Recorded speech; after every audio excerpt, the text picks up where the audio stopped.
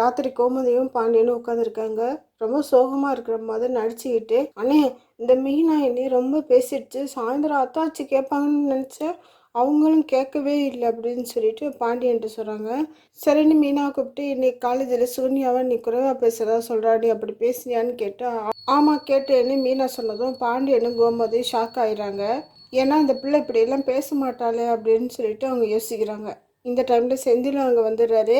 செந்தில் என்ன விஷயம்னு கேட்டோன்னே செந்தில்கிட்ட கோமதி விஷயத்தை சொல்ல, காலேஜில் என்ன நடந்தது, இந்த ஒல்லிக்குச்சி சுகன்யா என்னவெல்லாம் ட்ராமா போட்டுச்சுன்னு சொல்ல முயற்சி பண்ணுறாரு செந்தில். மீனா செந்திலை தடுத்து, நான் பேசினது தப்பு தான், சாரி சித்தின்னு சொல்லிடுறாங்க. ஒல்லிக்குச்சி சுகன்யாக்க தான் பெருசாக சாதிச்சதா தோணுது. அப்புறமா பழனிட்டு நடந்த விஷயத்தையெல்லாம் செந்தில் மீனாவும் சொல்கிறாங்க. அப்படியே சரி நான் பார்த்துக்கிறேன்ட்டு பழனி சுகன்யா ரூமுக்கு போகிறாரு. ஏன் நீ அரசியை கூட்டிகிட்டு போனேன்னு சொன்ன, குமாரையும் அரசியையும் சேர்த்து வைக்கிறது அவங்க திட்டமானு பழனி கேட்குறாரு. இரு எதுக்கு இப்போ வானத்துக்கு பூமிக்கு குதிக்கிற, அந்த மீனாக்கி கொடுத்து அனுப்புனாளா அப்படின்ட்டு சுகன்யா கேட்குறாங்க.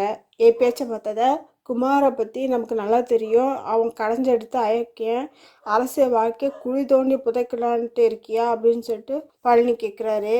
இரு நீ என்ன நினைக்கிற, நீ மீனா கூட சேர்ந்துட்டு ஏன் வாழ்க்கையை குழி தோண்டி புதைக்கலான்னு இருக்கியான்ட்டு சுகன்யா பழனியை கேட்குறாங்க. பார்க்க லட்சணமா அழகா இருக்கான்னு சொல்லிட்டு அம்மேல உனக்கு அம்புட்டு பாசமான்ட்டு கேட்டதும் பழனிக்கும் வந்து சுகன்யா பழையன்னு ஒரு அறம் விடுறாரு. இப்படியெல்லாம் பேச உனக்கு நாக்கு கூசலையான்ட்டு பழனி கேட்குறாரு. அப்போ அவளை சொன்னால் உனக்கு கோவம் வருது அப்படித்தானே அப்படின்னு சொல்லிட்டு சுகன்யா சொன்னதும் சுகன்யாவோட கழுத்தை பழனி நெரிக்கிறாரு. இயல்பிலேயே நல்ல மனுஷரான பழனி தண்ணிலைக்கு வந்து சுகன்யாவோட கழுத்துல இருந்து கையை எடுத்துடுறாரு. ஒரு ராட்சசியை கட்டினது ஏன் தப்புதான்ட்டு தலையில அடிச்சுக்கிறாரு. உடனே சுகன்யா ஐயோ இதை கேட்க நாதி இல்லையான்ட்டு ரூம்ல இருந்த பொருட்களை எல்லாம் போட்டு உடைக்கிறாங்க. சத்தம் கேட்டு ஓடி இருந்த பாண்டியனும் கோமதியும் என்னாச்சு பழனி என்னாச்சுன்னு சொல்லிட்டு கதவை தட்டுறாங்க.